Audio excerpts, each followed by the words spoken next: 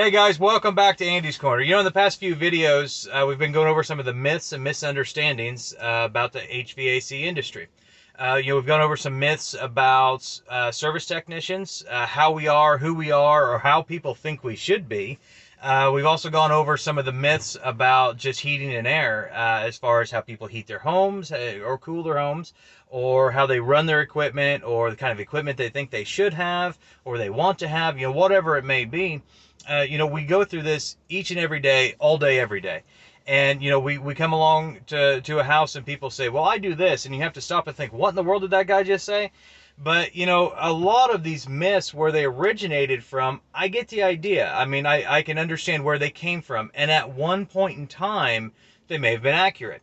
And maybe there's a little bit of accuracy to them now. Maybe there's none whatsoever. Each myth is going to be a little bit different.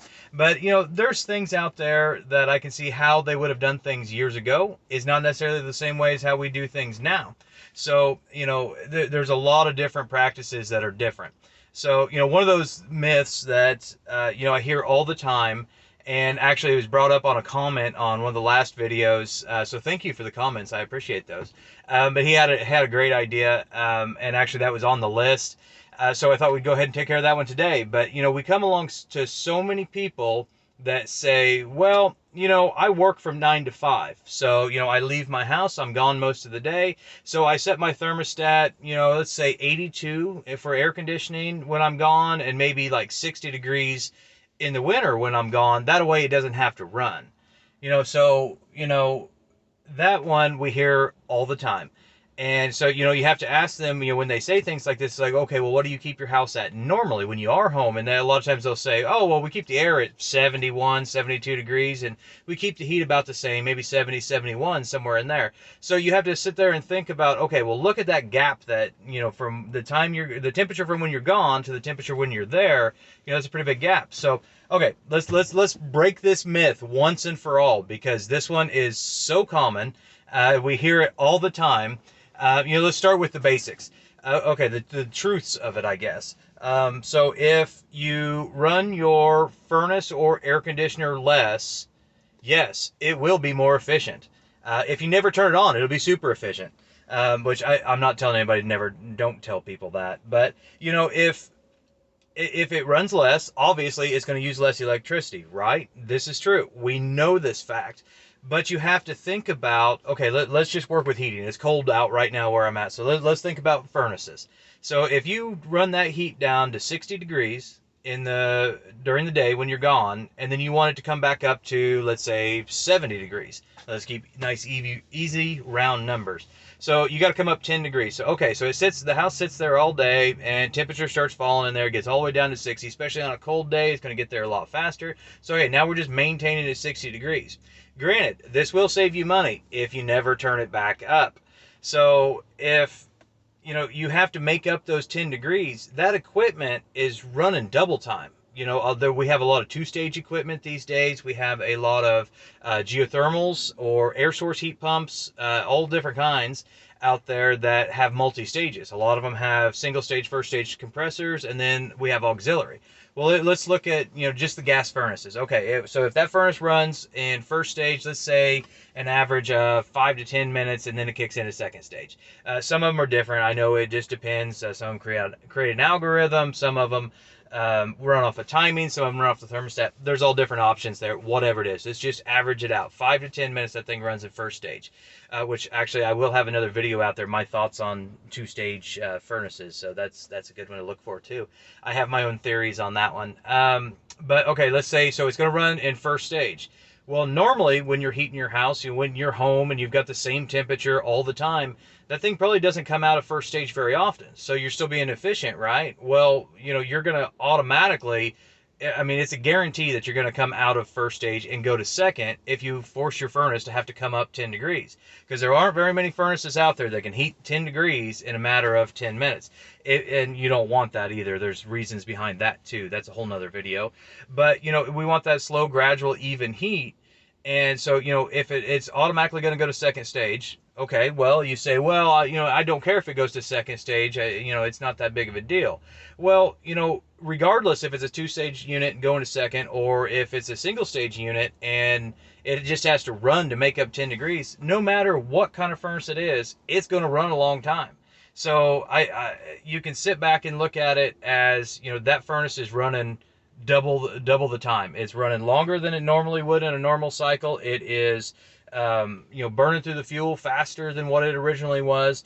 And, that time that has to run to make up 10 degrees, you have just lost everything that you were saving throughout the day. So if that thing didn't have to run at all during the day, or it only ran a couple of times, whatever, well, now it's running double the time to make up the difference. So you've just lost everything there. Now, if you have a geo, like a water source heat pump, or you have an air source heat pump, something like that, regardless, you may be running on the same stages as like a gas furnace. You have first stage compressor, second stage compressor, but then you have that dreaded auxiliary.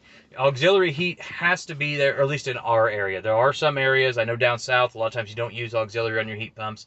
Here we do, because we do need a little bit of backup once in a while. But we want that auxiliary backup heat to run as little as possible, because you're usually dealing with an electric heat strip in there if you're all electric, or you may be switching to the gas furnace, which there's nothing wrong with running a gas furnace, but if we have a geothermal or a heat pump, we want to run with that more efficient piece of equipment more times than not, or at least in decent weather, stuff like that. So, these timings are going to run out when this thing's running, and it's automatically going to go through all of its stages way faster than it's supposed to.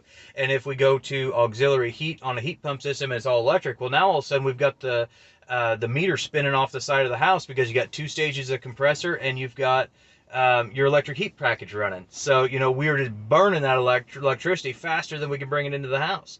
So, at that point, you've definitely lost all your efficiency. I get the idea that everybody says, well, it's not running, or not running very much during the day when I'm not there if I turn it down. But when you do get home, it has to make up that difference. Now, I'm not a big believer of dropping the temperature or raising the temperature whenever I leave the house to go to work. I would prefer personally to see it within a couple of degrees. When people ask, well, can I move it at all? Because they're just dead set that myth is correct and accurate.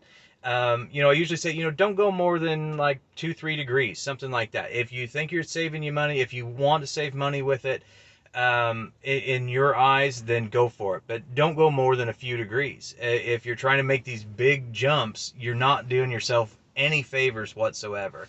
And so that's my theory on raising and lowering the thermostat. And everybody has different opinions on it. I get that. If you've got different opinions, I'd appreciate to hear them in the comments. Let me know what you think. But as far as how many degrees, don't be doing that 5-10 degree jump, because it just does not work. And one of my biggest things has always been with especially heat pump, or I'm sorry, thermostat settings, is the fact that everybody always asks, what's that perfect setting? Where should I put it to be most efficient? How should I run my system? What I tell everybody out there, nowadays, not everybody, but most everybody has fairly efficient equipment. They've been making 90 plus efficient furnaces since, the early 80s. And, there's all kinds of heat pumps, geos, all this stuff out there. Even if they have a little bit of an older furnace, it's probably still a high efficiency. In our area, we don't do a lot of 80%ers. I know, and people might yell at me in the comments, there are a lot of areas where you do a lot of 80%ers. I get it. That's your thing. If you have any questions about my theories on 80 versus 90% efficient, there is a video on my channel out there, what I think of 80%ers. But regardless, most people are dealing with fairly efficient equipment. I tell everybody, put it where you're comfortable, because that's what's important. The whole point these days to have heat and air conditioning in your home is to be comfortable. We don't want to sweat in the summertime. We don't want to sit on the couch watching TV and freeze to death. Put it where you're comfortable. If 68 in the winter is too cold, turn it up. If 75 is too hot in the summertime, turn it down. I mean, in my opinion, it's basic science. I mean, make it where you're comfortable. That's why we buy these things. If it was just a matter of, keep the pipes from freezing, or, keep the condensation off the walls or something like that, then hell, we could put, cheap junk pieces of equipment in. That's all they had to do. But that's not what people want. So people want that high efficiency, but then they want to figure out how low they can set it to, you know, maybe be comfortable but still be efficient. I mean, that's not how it works. Put it where you're comfortable. That's the important part. You bought it to be comfortable, so run it to be comfortable. So, that's my theory on thermostats. Like I said, I'd love to see the comments, likes and shares and all that kind of stuff. The comments, if you have any, conflicting opinions of mine, I would love to hear them. You're not going to offend me, I promise. I was just reading a comment from another video from a guy that I had done a video on reverse polarity, and he had sent me some comments about some disagreements on some of the things that I had said on there, which I need to get back to him. I think he might have misunderstood a couple of the things that I had said in the video. So, I'd like to talk to him a little more and get his point of view. So I enjoy that. So, if you got something to say, let me know. I'd love to hear it. I try to respond back to everybody on the comments, but like, share, and subscribe is so important. If you're already a subscriber and you watch these videos regularly, thank you. I have to say thank you, and I can't say it enough. And if you are new to the channel, please subscribe and go ahead and hit the notification button. That way you get notifications every time a new video comes out. Thank you, and God bless.